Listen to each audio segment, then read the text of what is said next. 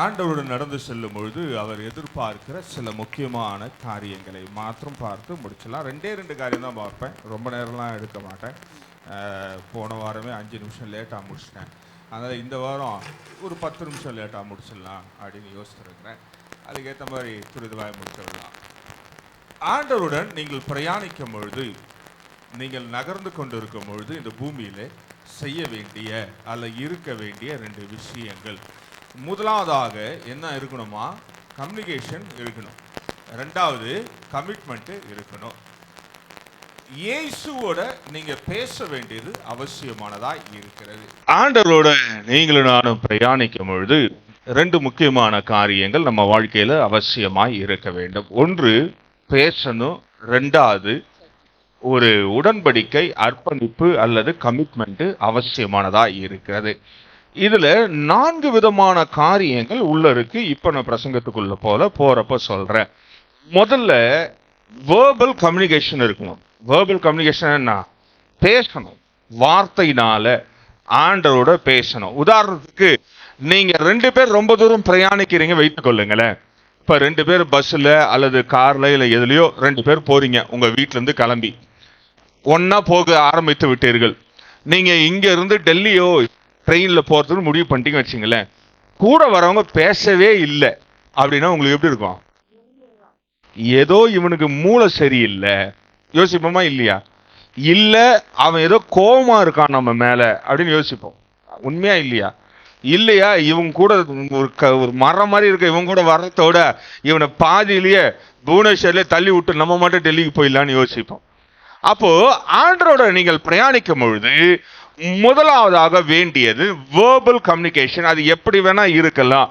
அது உங்களை குறித்து ஆண்டவர்கிட்ட சொல்லுவதாக இருக்கலாம், அல்லது நீங்கள் படுகிற உபத்திரவத்தை சொல்லுவதாக இருக்கலாம், அல்லது நீங்கள் ஆண்டவருக்காய் படுகிற பிரயாசத்தை சொல்லுவதாக இருக்கலாம், அல்லது உங்களுடைய வலிகளை சொல்லுவதாக இருக்கலாம், அல்லது ஆண்டவர் செய்த நன்மைக்கு நன்றி சொல்லுவதாக இருக்கலாம். எதுவா இருந்தாலும் முதல்ல என்ன வேணுமா? வேர்பல் கம்யூனிகேஷனே இருக்கணும். ரெண்டாவது ஒரு கம்யூனிகேஷன் இருக்கு. என்ன தெரியுமா? நான் வேர்பல் கம்யூனிகேஷன். நான் வேர்பல் கம்யூனிகேஷன் என்ன தெரியுமா? இப்ப நான் பேச நீங்க அமைதியா உட்கார்ந்து கேட்கறீங்க பாத்தீங்களா? இதுதான் நான் வேர்பல் கம்யூனிகேஷன். ஆண்டோடைய வார்த்தை கேட்கும் பொழுது அமைதலாய் நிதானமா நம்ம காது கொடுத்து இருதயத்தை திறந்து ஆண்டவர் நம்மோட பேசுவதற்காக காத்திருப்பது நான் வேர்பல் கம்யூனிகேஷன் என்று நாம் சொல்லுவோம். அப்ப முதல்ல செய்கிறது யார் என்றால் அது விசுவாசிகளாய் ஆண்டவர் மேல நம்பிக்கை வைத்திருக்கிறவங்க, ஆண்டவர் மேல கட்டப்படுகிற ஒரு கனெக்ஷனை உருவாக்குறவர்களாய் இருக்கிறோம். ரெண்டாவது செய்கிறவர்கள் யாரா இருக்கிறோம் அப்படின்னா ஒரு சமாதானமான ஒரு கனெக்ஷன்.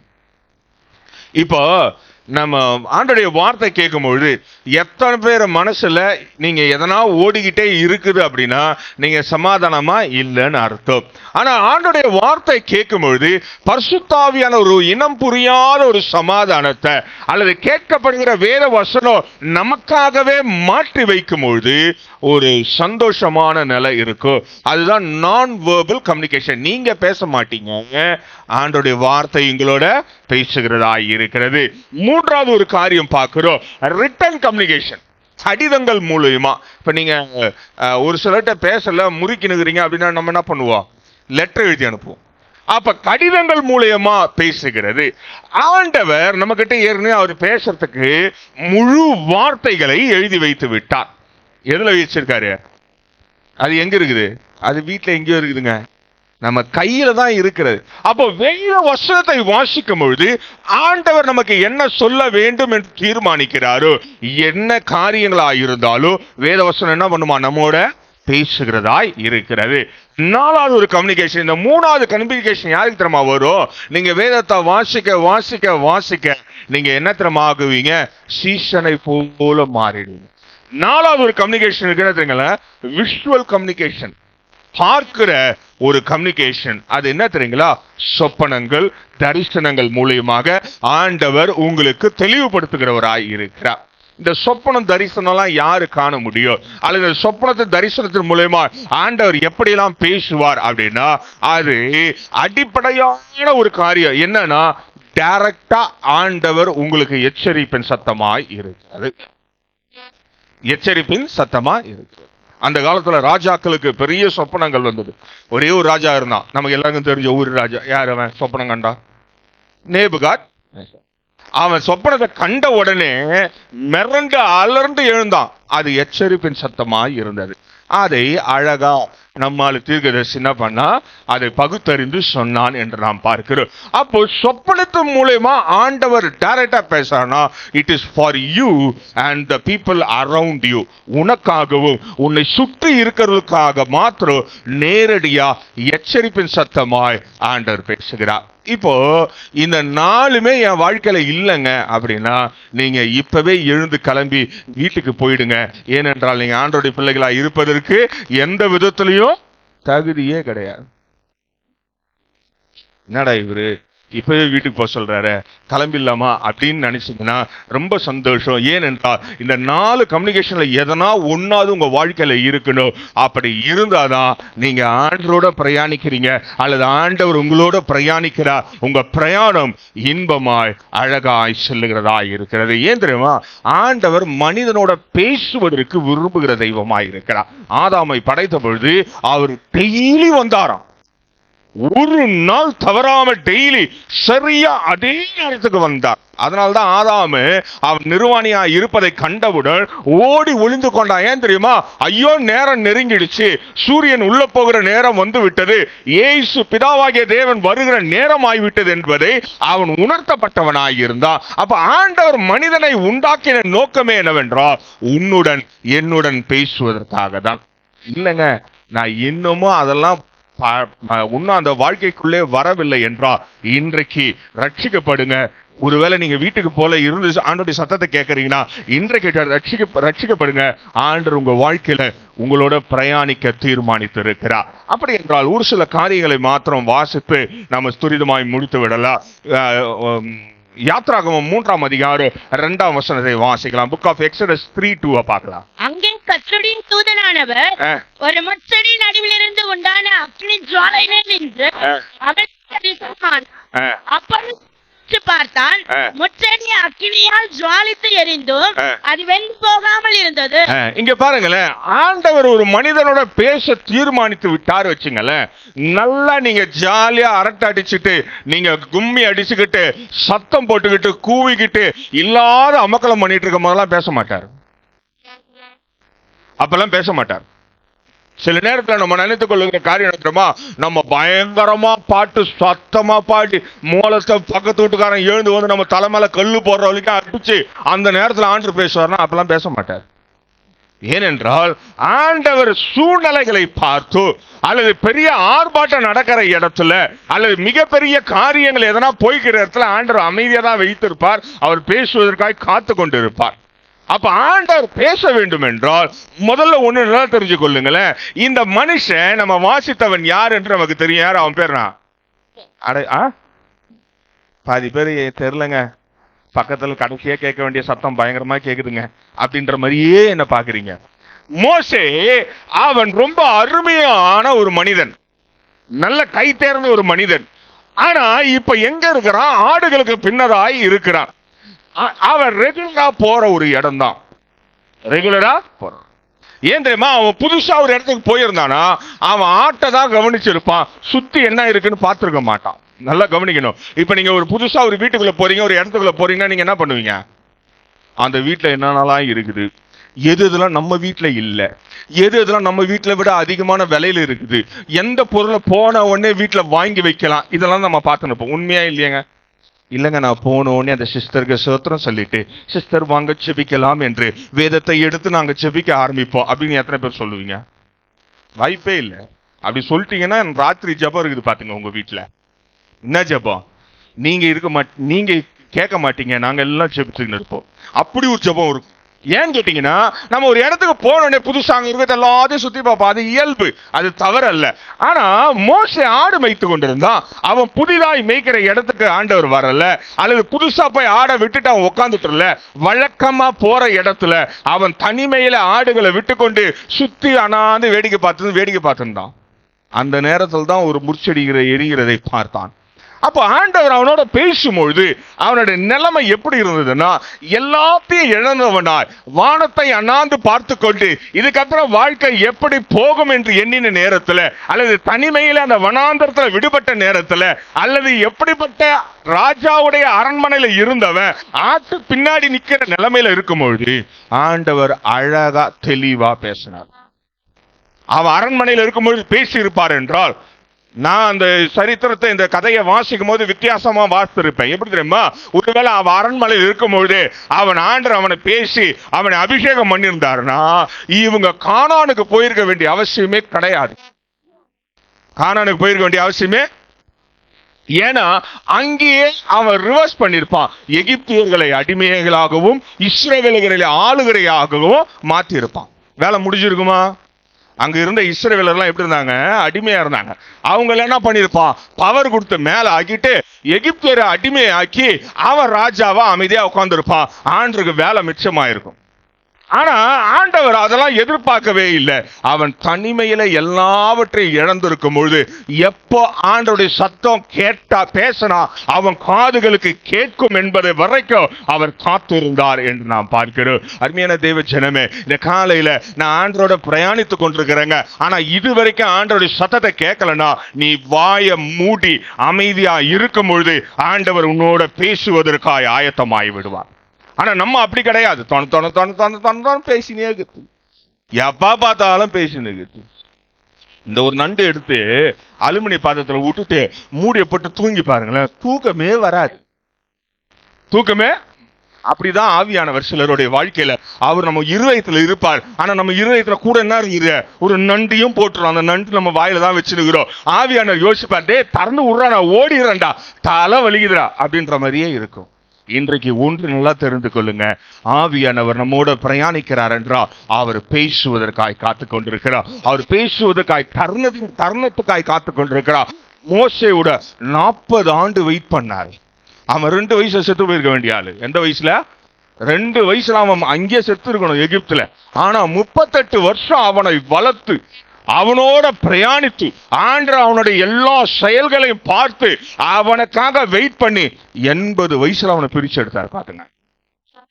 அப்போ ஒண்ணு நல்லா பார்த்து யோசிச்சு பாருங்களேன். நம்ம கேட்கற சில நேரத்துல, ஆண்டவரே ஏன் ஆண்டவரே என் வாழ்க்கையில இது நடக்கல, ஏன் இது என்னோட பேச மாட்டேன், இது நல்லதா கெட்டதா?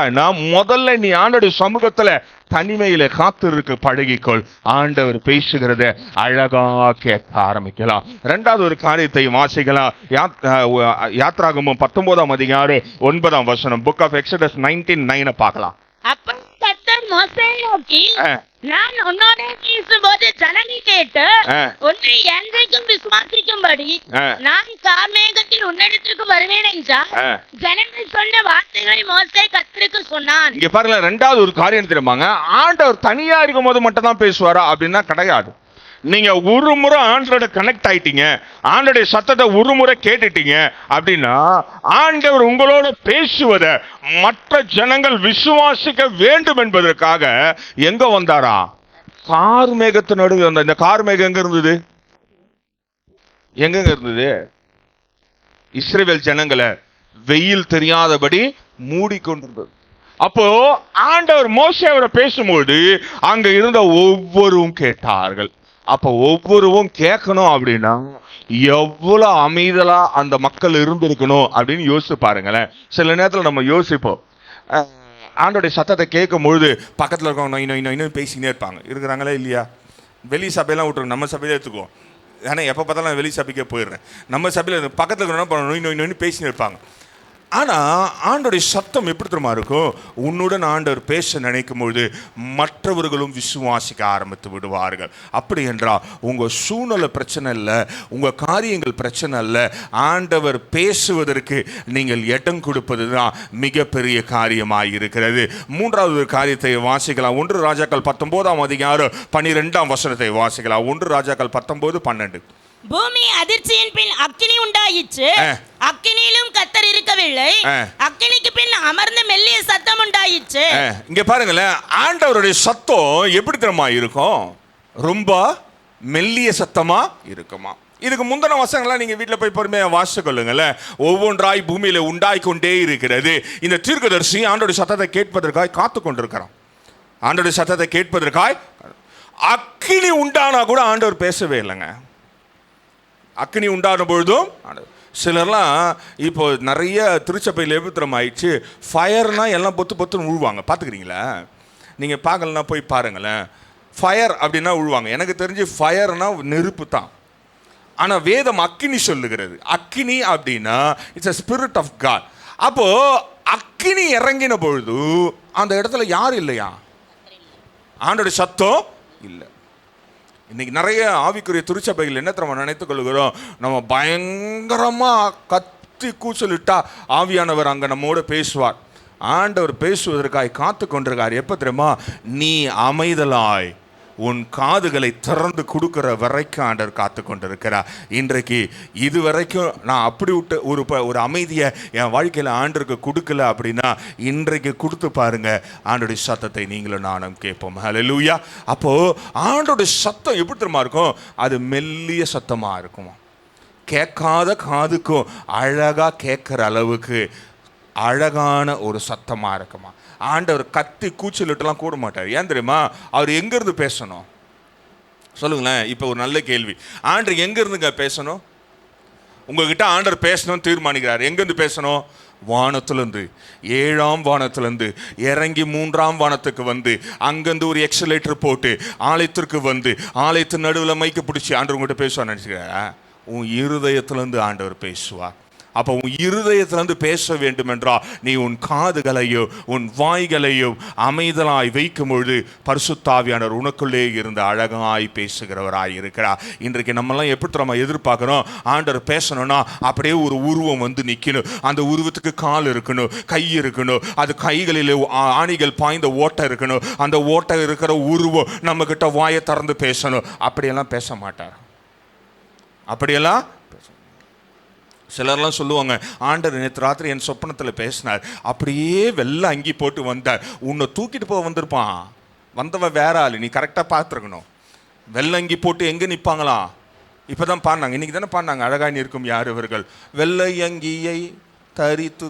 அங்கே போகிறதுக்கு ரெடியாகிறதுக்கு வந்திருப்பான். நீங்கள் எதை தப்பாக பார்த்துக்கிறீங்க? இன்றைக்கு உன்னோட பேச வேண்டும் என்றா உனக்குள்ளே இருக்கிற ஆவியானவர் அழகா மெல்லிய சத்தத்தில் பேசுகிறவராக இருக்கிறார். ஒரு சத்தமே இல்லாத ஒரு இடத்துல ஒரு சத்தத்தை கேட்பது தான் பரிசுத்த ஆவியானவருடைய சத்தமாக இருக்கிறது. உங்களுக்கு இன்னும் தெளிவாக புரியல அப்படின்னா நீங்கள் ஒன்று பண்ணி பாருங்களேன். உங்கள் வீட்டில் தனியாக இருக்கும் பொழுது, நீங்கள் எப்போ தனியாகிறீங்க எனக்கு தெரியாது, தனியாக இருக்கும்போது, இல்லைங்க நான் தனியாகவே இருக்க மாட்டேன், நடுராத்திரி 2 மணிக்கு எழுந்து எதுவுமே பண்ணாத ஒரு சின்னதாக ஜெபம், ஆண்டவரே உங்களுடைய சத்தத்தை கேட்க நான் காத்திருக்கேன் ஆண்டவரே அப்படின்னு முழங்கால் படிட்டு அமைதலாக இரு. ஆண்டவர் உன்னோட பேசுவார். எத்தனை பேர் நம்ம அந்த மாதிரி இருந்துக்கிறோம்? எழுந்து சும்மாகிற அவரை பேய் ஓட்டிடும். ஆண்டவரே எனக்கு இந்த சாபம் இருக்கிறது, இதிலிருந்து விடுதலை தருவீரா, என் கண்ணீரை துடைப்பீரா, என் காயங்களை ஆற்றுவீரா. அவர் என்ன தெரியுமா சொல்றாரு? என் தழும்புகளால் ஏற்கனவே குணமாயாச்சு. உன் சாபத்தை ஏற்கனவே சிலுவையில் நிர்மூலமாக்கியாச்சு. இப்போ அவர் உன் வாழ்க்கையில என்ன பேசணும், உன்னை எதற்காய் பிரித்தெடுத்திருக்கிறார் என்பதை சொல்லுவதற்கு நீ காது கொடுத்து கேட்கறதே கிடையாது. இன்றைக்கு ஒன்று தீர்மானித்து பாருங்க. தனியாக அமைதலாக இருக்கிற இடத்துல வேற எதையுமே யோசிக்காதீங்க. ஆண்டவரே என்னோட பேசுங்க ஆண்டவரே. நீங்கள் பேசுகிற தெய்வம் என்று நான் நம்புகிறேன், நான் விசுவாசிக்கிறேன். நீங்கள் மற்ற தெய்வங்களை போல கல்லோ மண்ணோ அல்லது இல்லாத காற்றோ கிடையாது. என் ஆண்டவர் எனக்குள்ளே இருக்கிறார், என்னோட பேசுங்கன்னா அழகாக பேசுவார். இவ்வளோ நாள் நம்ம தான் பேசிகிட்டு இருக்கோம், நிறைய பேசணும். எடுத்து வாசிங்களேன். 1 பேதுரு 3ஆம் அதிகாரம் 13ஆம் வசனத்தை வாசிக்கலாம். கர்த்தருடைய கண்கள் நீதிமான்கள் மேல் நோக்கமா இருக்கிறது, அவருடைய செவிகள் அவர்கள் வேண்டுதலுக்கு கவனமா இருக்கிறது. இங்க பாருங்களேன், ஆண்டவர் ஏற்கனவே நீங்க சொல்றது எல்லாத்தையும் கேட்கிறார். அவருடைய கண்கள் எங்க இருக்குதா? நீதிமான்கள் மீது நோக்கமாக இருக்கிறது. அவருடைய செவிகள் என்ன பண்ணுகிறதா? நீங்க சொல்லுகிற எல்லா ஜெப விண்ணப்பங்களையும் அவருடைய செவிகள் கேட்டுக்கொண்டிருக்கிறது. அதுக்காக சொல்லாமலாம் இருக்கக்கூடாது, சொல்லணும். உங்களுடைய தேவைகளை தகப்பனிடத்தில் சொல்லுவதை போல அல்லது உங்களுடைய நேசிக்கிற இடத்துல சொல்லுவதை போல ஆண்டவர்கிட்ட சொல்ல வேண்டியது அவசியமானதாக இருக்கிறது. சொல்லி முடித்த பிறகு அவர் என்ன பதில் தராருன்னு வெயிட் பண்ணணும். என்ன பதில் தராருன்னு வெயிட் பண்ணணும். அப்போ இன்றைக்கு ஒன்று நல்லா தெரிஞ்சுக்கொள்ளுங்க, அவர் நீ எப்ப பேசுறதெல்லாம் கேட்டுக்கிட்டே இருக்காரு, ஆனா அவர் பேசுவதை நீ கேட்டாதான் அவர் என்ன நம்ம யோசிப்பாரு, நம்மோட ஒரு ஆத்துமா பிரயாணித்து வருகிறது. உன் ஆத்துமாவுடன் அவர் பிரயாணிப்பதை என்றைக்காவது அவர் ஃபீல் பண்ணிட்டார்னு வச்சுங்களேன், உன்னை விட்டு ஒரு காலம் விலகவும் மாட்டார், கைவிடவும் மாட்டார். இன்னைக்கு நிறைய பேர் எப்படி தெரியுமா, நான் ஃபஸ்ட்டு சொன்ன கதை போல தான். இங்கேருந்து டெல்லிக்கு ட்ரெயினில் போகிறோம், ஆண்டவரே வாங்க, முன்னாடி வாங்க, பின்னாடி வாங்க, மேலே வாங்க, கீழே வாங்க, சுற்றி வேலி அடித்து பாதுகாத்துங்க. ஆனால் இவங்க பேசவே மாட்டாங்க ஆண்டவர்கிட்ட.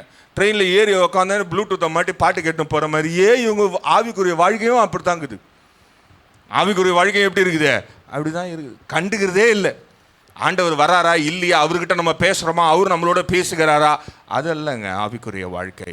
ஆவிக்குரிய வாழ்க்கை என்பது இருபுறமும் பேச வேண்டும். ஆண்டவர்கிட்ட நீங்கள் பேசணும், ஆண்டவர் உங்ககிட்ட பேசணும். நீங்கள் அமைதலாக இருந்து பேச வேண்டிய இடம் தெரியுமா, ஆண்டவருடைய வார்த்தையை கேட்கிற நேரத்தில். சொப்பனங்களும் தரிசனங்களும் ஆண்டவர் தருவார். யாருக்கு தருவார்னு சொல்லிடுறேன் அப்புறமா. தருவார். அது எச்சரிப்பின் சத்தம். அது யாருக்குன்னா, ஒன்று உனக்கு, உன் குடும்பத்தில் இருக்கிறவங்களுக்கு. அதுக்கு அடுத்தது யாருக்கு தெரியுமா, மூணாவது ஆண்டவர் எச்சரிப்பின் சத்தம் கொடுப்பாரு, உன்னை சுற்றி இருக்கிறவங்களுக்கு. இதை விட்டுட்டு அமெரிக்காவில் இருக்க ஜோ பைடனுக்கு ஆண்டவர் எனக்கு சொப்பனை கொடுத்தாருன்னா நம்பவே நம்பாது, ஆண்டவர் கொடுக்க மாட்டார். ஏன்னா அங்கே நிறைய ஆவிக்குரிய பிள்ளைங்க இருக்கிறாங்க. இன்றைக்கி நிறைய பேர் அப்படி தான் பொய் சொல்கிறாங்க. நீங்கள் அதெல்லாம் ஏற்றுக்கொள்ளாது. வேதத்தில் அப்படியெல்லாம் கிடையவே கிடையாது. இன்றைக்கு நிறைய தீர்க்கதரிசிகளாக இருக்கட்டும், நிறைய சொப்பனம் காண்கிறவர்களாக இருக்கட்டும், நிறைய யோசிப்பாக இருக்கட்டும், நம்ம சொல்லிடுறாங்க ஆண்டவர் இன்றைக்கு மோடிக்கு சொன்ன காரியம் என்ன. மோடிக்கு நம்ம சொல்ல வேண்டிய அவசியத்தில் இல்லை, ஆண்டவர் பார்த்துக்கொள்வார். உன் வாழ்க்கையில் சொப்பனத்தில் என்ன பேசுகிறா, உன் வாழ்க்கையில் தரிசனத்தின் மூலமா என்ன பேசுகிறா, அதை எச்சரிப்பின் சத்தமாக எடுத்துக்கொண்டு நீ மனம் திரும்பும் பொழுது ஆண்டவர் மகிமைப்படுகிறவராக இருக்கிறார். இன்றைக்கு நல்லா யோசித்து பாரு, இந்த 4 விதத்தில் நீ எப்போ கடைசியாக எந்த விதத்தில் ஆண்டவர் உன்னோட பேசினா. நீ ஆண்டோட பேசுறது எனக்கு தெரியும் எப்போன்னு. இப்போ 6வது நேரத்தில் என்ன பண்ணியிருப்பீங்க, ஆண்டவரை துதிச்சிருப்பீங்க, ஆண்டவரை மகிமைப்படுத்திருப்பீங்க, ஆண்டவரோட பேசியிருப்பீங்க. ஆண்டவரே என் காரியங்கள் உங்களுடைய கரத்தில் கொடுக்குறேன், ஆண்டவரே என்னை நான் அர்ப்பணிக்கிறேன், இதெல்லாம் சொல்லியிருப்போம். ஆண்டவருக்கு இது எல்லாம் நல்லதுதான். ஆனால் ஆண்டவர் கடைசியாக உன்ட்ட எப்போ பேசினார்? வேத வசனத்தின் மூலயமாவது, தரிசனத்தின் மூலயமாவது, அல்லது ஆண்டவர் உன்ட்ட நேரடியாகவோ, அல்லது ஆண்டவர் சொல்ல வேண்டிய காரியங்களை உனக்கு எப்போ கடைசியாக பேசினா? அப்படி பேசலைன்னா ஒன்று நல்லா தெரிஞ்சுக்க, ஒன்று நீ அவரோட இல்லை, அல்லது அவர் உன் கூட இல்லை. நீ அவரோட இல்லை, இல்லைன்னா அவர் உன் கூட இல்லை. 2 பேர் இருந்தால் 2 பேருமே பேசிக்கிட்டு போகணும். ஒரு ஆள் இல்லைன்னா காலியாக தான் இருக்கும். அப்போ இன்றைக்கு உனக்குள்ள ஆவியானவர் இருக்கிறாரா முதல்ல செக் பண்ணிக்கோ. இருந்தா பேசுறாரான்னு பார்த்துக்கோ. 2வது காரியம், உன்னுடைய வாழ்க்கையுடைய பிரயாணத்தில் இருக்க வேண்டியது என்னவென்றால் அர்ப்பணிப்பு, கமிட்மெண்ட்டு ரொம்ப அவசியம். கமிட்மெண்ட்டு ரொம்ப அவசியம். இன்றைக்கு நிறைய ஆவிக்குரிய பிள்ளைகளுக்கு இல்லாத ஒரு காரியம் என்ன தெரியுமாங்க, கமிட்மெண்ட்டே கிடையாது. எதுலையுமே கமிட்மெண்ட் கிடையாது. ஆண்டவர் எதிர்பார்க்குற கமிட்மெண்ட்டை 5 கமிட்மெண்ட் எதிர்பார்க்குற என்ன தெரியுமாங்க, முதல்ல உன் வழியை கரெக்டாக ஆண்டவர் கொடுத்துருக்கிறியா. 2வது, நீ ஆவியானவர் சொல்லுகிறதுக்கு செவிசாய்த்து நடப்பதற்கான ஒரு கமிட்மெண்ட் இருக்குதா. அதாவது நீ பைபிள் வாசிக்கிறியா, ஜெபம் பண்ணுகிறாயா, மற்றவர்களுக்காய் பரிந்து பேசுகிறாயா, மற்றவர்களை விசாரிக்கிறாயா, மற்றவர்களுக்காய் ஊழியம் செய்கிறாயா, இதெல்லாம் கமிட்மெண்ட் வேதத்தில் இருக்கு. நம்ம என்ன நம்ம நினைத்து கொள்ளுகிறோம், கமிட்மெண்ட்னா வேற எதையோ நினைத்து கொள்ளுகிறோம். ஆண்டவர் என்னோடு செய்த உடன்படிக்கையின்படி இந்த பூமியை சுதந்திரிக்க நான் ஆபிரகாமுடைய வம்சம், ஆபிரகாமை ஆசீர்வதித்தை போல ஆண்டவர் என் கடல் மணலை போல என்னை ஆசீர்வதிப்பார். ஆனால் வீட்டில் எதுவுமே இல்லை ஆண்டவரே, வாக்குத்தத்தம் எப்போ நிறைவேறும்? ஆண்டவர் கேட்பார், முதல்ல நீ எப்போ மனம் திரும்புவ? நான் ஆபிரகாமை போல உன்னை ஆசீர்வதிக்க ரெடி, நீ எப்போ முதல்ல மனம் திரும்புவ? நீ எப்போ உன்னுடைய வாழ்க்கையை முழுமையாய் அர்ப்பணிப்பாய்? ஆண்டவர் அதை தான் எதிர்பார்க்கிறார். மற்ற காரியங்கள்லாம் 2வது தான். அதில் ஒரு சில காரியங்களை பார்க்கலாம், எடுத்து வாசிக்கலாம். சங்கீதம் 37:5 வாசிக்கலாம். 37:5. உன் வழியை கர்த்தருக்கு ஒப்புவித்து அவர் மேல் நம்பிக்கையாயிரு, அவரே காரியத்தை வாய்க்க பண்ணுவார். இங்க பாருங்க, முதல் கமிட்மெண்ட் என்ன தெரியுமாங்க ஆண்டவர் எதிர்பார்க்கிறது, if God wants to travel with you, அல்லது ஆண்டவர் உன் வாழ்க்கையில் உன்னோட பிரயாணத்தில் ஆண்டவர் இருக்கணும் அப்படின்னு நீ நினச்சினா, அல்லது ஆண்டவர் எதிர்பார்க்கிற காரியம் என்னவென்றால் முதல்ல வழியை என்ன பண்ணுமா, கர்த்தருக்கு ஒப்பு கொடுக்கணுமா. அது எப்படிங்க ஒப்பு கொடுக்க முடியும்? ரோடு நமக்கா சொந்தம்? சிலர்லாம் பைக்கில் எழுதியிருப்பாங்க, இது உங்கள் அப்பா வீட்டு ரோடு, எங்கள் அப்பா வீட்டு ரோடுன்னு எழுதியிருப்பாங்க. பார்த்துக்கிறீங்களா? பைக்கில் கார்லலாம் இது எங்கள் அப்பா வீட்டு ரோடா அப்படின்னு வாங்க. ஸோ இந்த ரோடை சொல்லலை, இந்த வழியே சொல்லலை. உன் வாழ்க்கை என்ற எல்லா காரியத்தையும் நீ முதல்ல என்ன திறமா பண்ணுமா, கமிட்மெண்ட் அர்ப்பணிப்பென்றால் ஆண்டவர்கிட்ட முதல்ல கொடுக்கணும். அப்போதான் அவர் என்ன பண்ணுவாராம், காரியங்களை வாய்க்க செய்வார். நம்ம எல்லாத்தையும் முடிச்சிருவோம், எல்லாத்தையும் A to Z முடிச்சிருவோம். முடிச்சுட்டு கடைசி ஆண்டவரே வாங்க இதை ஆசீர்வதிங்க, ஆண்டவரும் வருவார், ஆசீர்வதிப்பார். இல்லைன்னா சொல்ல. அதுக்கு ஒரே ஒரு உதாரணம் சொல்கிறேன்னே.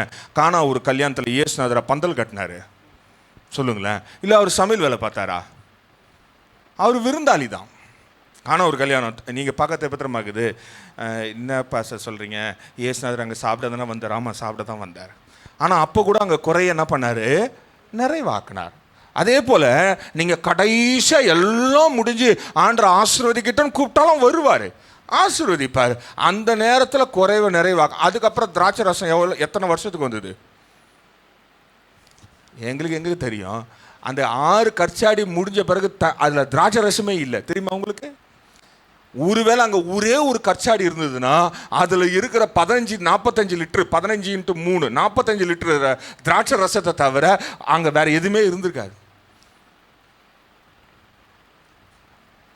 ஆண்டவர் நீ எல்லாம் முடிஞ்சு கூப்பிட்டினா உன் குறைவை நிறைவாக்குவார். இப்போ நீங்கள் ஒரு ஃபங்க்ஷன் வைக்கிறீங்க வீட்டில், திடீர்னு 20 பேர் கூப்பிட்ற இடத்துல 50 பேர் வந்துட்டாங்க. ஆண்டவரே இந்த ஆகாரத்தை சம்பூர்ணமாய் மாற்றித்தாங்க.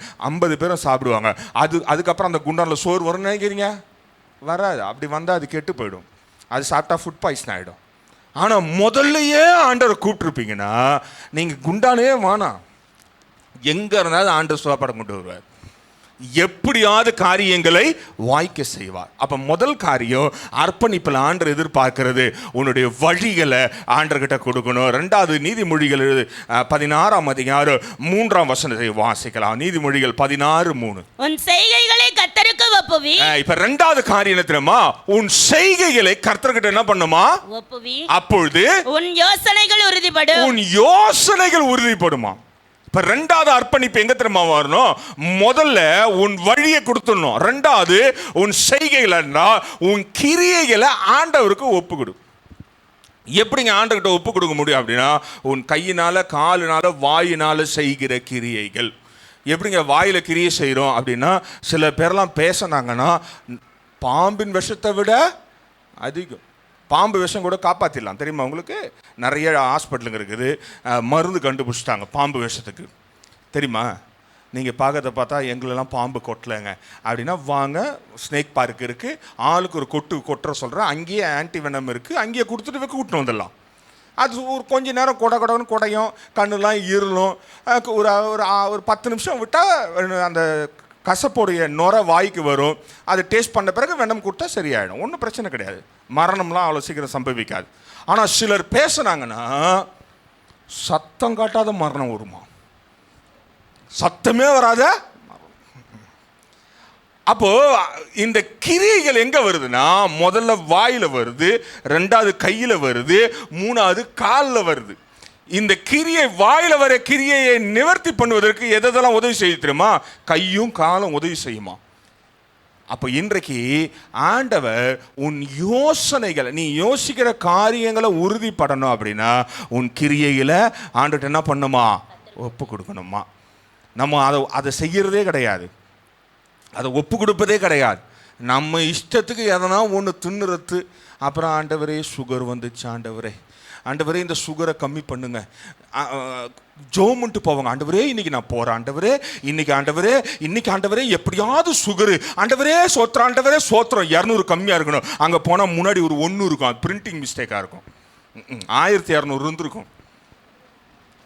இங்கே எத்தனை ஆண்டவர் போட்டாங்க இவங்க, ஒன்று கூட செல்லுபடி ஆகாது. ஆண்டவர் சொல்கிறாரு, உன் வாயின் கிரியையில் அதிகம் தின்றவன் கழுத்தில் என்ன வைக்கணுமா. எல்லா வசனம் நமக்கு தெரியும், ஆனால் கத்தியை லைட்டாக நவுத்திட்டு ஃபுல் தள்ளுறது. அப்புறம் டாக்டர் வைப்பான் கத்தியை வயிற்றுல, கழுத்தில் நம்ம கத்தியை வச்சா டாக்டர் வைக்க மாட்டான் கத்தியை வயிற்றுல.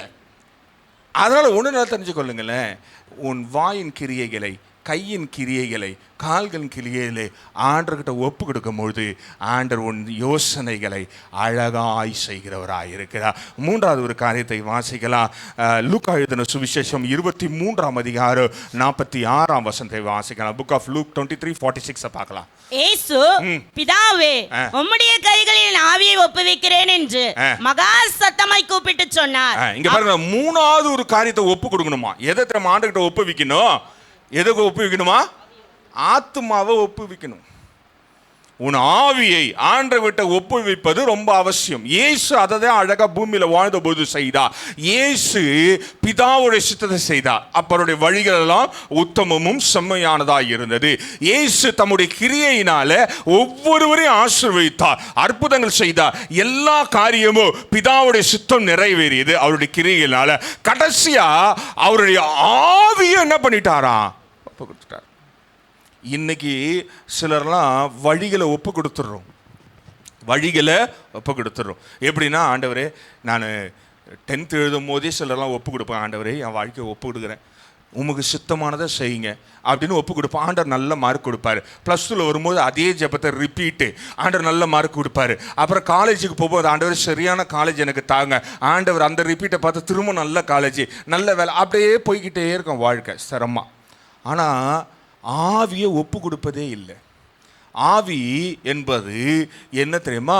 உங்கள் வாழ்க்கையில் இருக்கிற அந்த மெயினான ஆத்மாவை பரிசுத்தாவியானட்ட ஒப்பு கொடுப்பது. பரிசுத்தாவியானட்ட ஒப்பு கொடுக்கும்பொழுது என்ன தெரியுமா பண்ணுவார்? அவரை போலவே மாற்றிடுவார். பரிசுத்தாவியான பாவம் பண்ணார் அப்படின்னு எங்கன்னா இருக்குதா பைபிளில்? கிடையாது, பண்ண மாட்டார். ஏனென்றால் அவர் பரிசுத்தர். பரிசுத்த ஆவியானவர் எங்கேயாவது அவதூறா பேசினாரு அப்படின்னு இருக்குதா? பண்ண மாட்டார். ஏனென்றால் அவர் பிதாவிடத்திலிருந்து வருகிறவர். பரிசுத்தமான வார்த்தைகள் மாத்திரம்தான் வரும். பரிசுத்த ஆவியானவர் எங்கன்னா வேதத்துக்கு மீறுதலான காரியங்கள் செய்தார்னு இருக்கா? பண்ண மாட்டாரு. அப்போ உன் ஆவியை எங்க திறமை ஒப்பு கொடுக்கணும்? பரிசுத்த ஆவியானட்ட ஒப்பு கொடுக்கணும். ஆனால் நம்ம என்ன திறமை பண்றோம்? பார்க்குற எல்லாத்து மேலேயும் ஆவியை ஏற்றி விட்டுறோம். யாராவது ஒருத்தவங்க வீட்டுக்கு போங்க, ஒரு பெரிய டிவி இருக்குதுன்னா நம்ம ஆவி எங்கே போகுது? அந்த டிவி மேலே தான் போகுது. டிவிக்குள்ளே போயிடுது. யார் வீட்டிலே போய் ஒரு நல்ல காரோ பைக்கோ இருந்தால் ஆவி எங்கே போகுது? அந்த ஆவி அங்கே தான் போகுது. முதல்ல ஆண்டவரை நம் ரோல் மாடலாக இயேசு எடுத்துக்கொள்வோம் என்றால் கடைசி வரைக்கும், மரணம் விடுகிற வரைக்கும் கூட அவர் தாம் ஆவியை எங்கே விட்டாரா? பிதாவுடைய கரத்தில் விட்டார். அப்போ ஒன்று நல்லா தெரிஞ்சுக்கொள்ளுங்களேன், நீங்களும் நானும் வாழ்க்கை என்ற பிரயாணத்தில் போக தீர்மானிப்போம் என்றால் 2 காரியம் அவசியம். 2 வழியில் பேசணும். ஆண்டரும் பேசணும், நீங்களும் பேசணும். 2வது ஒரு ஒழுங்கான கமிட்மெண்ட் இருக்கணும். அந்த ஒழுங்கான கமிட்மெண்ட்டு செய்தவருடைய வாழ்க்கையில் ஒரு சிலதை மாத்திரம் பார்த்து நான் துரிதமாக முடித்து விடலாம். எடுத்து வாசிக்கலாம். ஆதியாகமம் 22ஆம் அதிகாரம் 1ஆம் வசனம். இந்த காரியங்கள் நடந்த பின்பு தேவன் ஆபிரகாமை சோதித்தார். எப்படி எனில், அவர் அவனை நோக்கி ஆபிரகாமே என்றார். அவன் இதோ அடியேன் என்றான். இங்க பாருங்களேன், இந்த காரியம் நடந்த பிறகு அப்படின்னா நீங்க ஒன்னு அது பெருசா ஆராய்ச்சி பண்ணாதீங்க. ஆகாருடைய வாழ்க்கையும் இஸ்மாயிலுடைய வாழ்க்கையும் அது முந்தின அதிகாரம் சொல்லுகிறது. ஓகேவா? ஆகார் யாரு? அது யார் தெரியலங்க, விட்டுருங்க, அப்படியே விட்டுருங்க. ஆகார் யாரோ விட்டுருங்க, வனாந்தரத்துல இருந்தா. இப்போ ஆபிரகாமுடைய வாழ்க்கையில வந்துடலாம். ஆபிரகாமு ஆண்டவர் இடத்துல உட்கார்ந்து கொண்டிருக்கிறான். ஆண்டவர் ஆபிரகாம் இடத்துல பேச ஆரம்பித்தார். இப்போ ஆபிரகாம் எப்படிப்பட்ட மனுஷன் என்றால், ஆண்டவர் டைரக்டா ஆபிரகாம் கிட்ட பேசுறவர். ஆபிரகாமும் எப்படின்னா, நீங்க 19ஆம் அதிகாரத்துல வாசிப்பீங்கன்னா ஆண்டவர் கிட்ட பார்கெயின் பண்றவன். இப்ப நம்மலாம் காய்கறி கடைக்கு போய் பார்கெயின் பண்றோம் பார்த்தீங்கன்னா, அவன் தான் இழிச்சவாயன். தெரியுமா உங்களுக்கு? சிலர்லாம் பார்க்கும்போது ரொம்ப காமெடியாக இருக்கும். இந்த ரோட்டில் இருக்கிறவங்ககிட்ட மட்டும்தான் பார்கெயின் பண்ணுவாங்க. ஏன் நீங்கள் போய் மித்ரனில் பார்கெயின் பண்ணுங்களேன், கழுத்தை பிடிச்சி வெளியே தள்ளுருவான். பண்ணிக்கிறமா யாராவது? அதே போல் ஆபிரகாம் எப்படின்னா, அவன் ஆண்டர்கிட்ட பார்கெயின் பண்ணி ஜெயிச்சவன். என்னங்க நீங்கள் ஏதோ சொல்கிறீங்க, ஆண்டர் எங்கெங்க காய்கறி கடை வச்சுருந்தாரு, அல்லது அவர் எங்கே கீரை கடை வச்சுருந்தாரு, அவங்க ஆண்டர்கிட்ட போய் அவன் எங்கெங்க வியாபாரம் பண்ணும்போது பார்கெயின் பண்ணானா? லோத்தையும் அவனுடைய மனைவியும் அந்த பட்டணத்தையும் அழிப்பது ஆண்டர் சித்தமாக இருந்த பொழுது ஆண்டர்கிட்ட பார்கெயின் பண்ணி ஜெயிச்சான். இவ்வளோ க்ளோஸான ஆள், அவ்வளோ நெருக்கமான ஆள். இப்போ ஆண்டவர் அவனை சோதித்து பார்க்கணும் என்று தீர்மானித்தான். இப்போ இவனுடைய கமிட்மெண்ட்டு, நான் கூப்பிட்டேன் வந்துட்டான், எங்கேருந்து வந்தான்? ரொம்ப ஐஸ்வர்யமான இடத்துல இருந்து வந்தான், பணம் புழங்குற இடத்துல இருந்து வந்தான். நல்ல மனுஷன், கையில் திறமை உள்ள மனுஷன். ஒரு கல்லை கொடுத்தா அந்த கல்லை அவன் கையில் கொடுத்து ஒரு 2 மணி நேரம் 3 மணி நேரம் கழித்து பார்த்தீங்கன்னா அந்த கல்லை பார்த்து எல்லாம் கீழே விழுந்து கும்பிட்ற அளவுக்கு அழகாக பண்ணுற ஆள். அவ்வளோ பெரிய ஆளு கூப்பிட்டோன்னே வந்துட்டான்னு வச்சுங்களேன். இவன் உண்மையிலே வந்துட்டானா இல்லையா அப்படின்னு செக் பண்ணுறதுக்கு ஆண்டவர் என்ன பண்ணார்னா, அடுத்து நடந்தது நீங்கள் வீட்டில் போய் வாசிக்கொள்ளுங்க. ஆபிரகாமுக்கு ஆண்டவர் சொல்கிறாரு, உன்னுடைய மகனை என்ன பண்ணுப்பா எனக்கு கொடுத்துரு பலியான்ட்டார். இப்போ ஆண்டவர் என்ன எதிர்பார்க்கிறார் அப்படின்னா, ஒன்று நல்லா தெரிஞ்சுக்கொள்ளுங்களேன். இருக்கிறதுக்கு ஒரே ஒரு பையன், அதுவும் எந்த வயசில் அவன் பிறந்தான்? 100 வயசுல பிறந்தா. பாவம் அந்த தாத்தா இதுக்கப்புறம் எங்கே போய் அந்த கேள்விக்கிட்ட பிள்ளைய பெற்றுக்கு வருன்னு தெரியல. அந்த பையனை கேட்டார் பார்த்தீங்களா? ரொம்ப கஷ்டம். ஆண்டவர் நம்ம ஆண்டு ரொம்ப கஷ்டப்பட்டுவார்.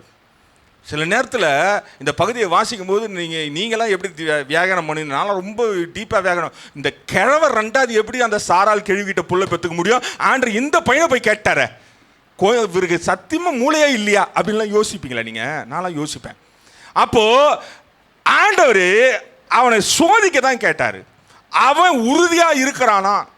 அவர் மேல வைத்த நம்பிக்கையில் என்னை அழைத்தவர் உண்மையுள்ளவர், என்னை ஜாதிகளுக்கு தகப்பனாய் வைப்பேன் என்ற வாக்குறுதி கொடுத்தவர் வாக்கு மாறாதவராய் இருக்கிறாரா என்பதை அவன் செக் பண்றதுக்காக என்ன பண்ணார்னா கூப்பிட்டாரு, வாடா பிள்ளை கொடுத்துட்றான்ட்டு. இவனும் அவரே மிஞ்சிட்டான். யார? யெகோவாகிய தேவனே மிஞ்சிட்டான் பாருங்க. கத்தியை ஓங்கி ஒரு செகண்ட் தான். நல்ல வேலை அந்த இடத்துல பேதுரு இல்லை. எந்த பேதுரு? முந்திரி கொட்டை பேதுரு இல்லை. கத்தி உருவுதுன்னு தெரில, காது கையில் வந்ததுன்னு தெரில. எங்க? கெத்செமனே. சரி விடுங்க, அது எங்கே இருக்குது விட்டுருங்க.